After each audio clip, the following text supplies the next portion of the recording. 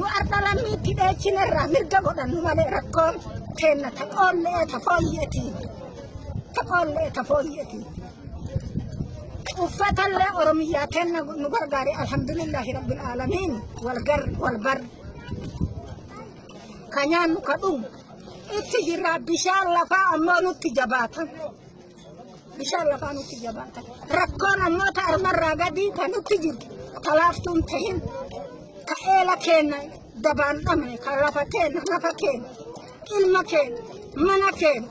dhammee intala gurgurre siree isii ta nutti baafnes haqa keenya itti jaar dhiireet akka dhiisesii gubbaar isiin lafa rafe eela keenya dhiira akka abbaa qotee santu dhuga taani keenya dhabsuu ama takka hagani itti dhoksineeti obsuu dadhabne kaanee deemne malee guyyaa tokkorra rakkorra wanni nurraa oole kamitti hafe hin jirtu oromoo har'a isin akka rabbi galata keessanillee balleechine galatooma isin ka dhufee nu laali ammooti nu lafti kenna sun lafti amma nu irraa nu baasan sun lafa biyyeen aanan baase lafa damma qabu lafa dhadhaa qabu rakkoon kenna yoggaa nu himannu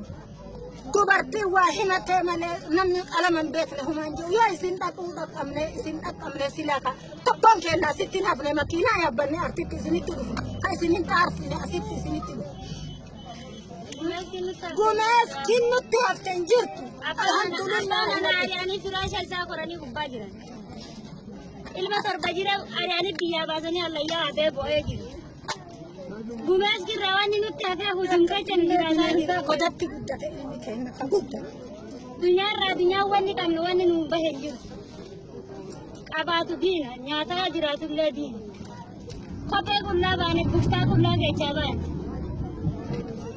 jireenya hujum irratti ilmi namaatti jiraatu waan ittiin jiraanne hin qabdu hojiin dhaabatu kun maraa hin beeka huccuu tiyya qullaan bahee torbii baanan keechaa abbaa ganda kiyyaa mana ariyaanii halkan sadii jaarsu kiyyaala buleenii kaasii qoonanaa jananaa dhaabatti talu huccuu kishfii mana kiyyaa ta'e kishfii gurraatti ilmaan kiyya daddaa'anii araa dunyaa tiyya harkaan lukaan waan nu manaa qaamatti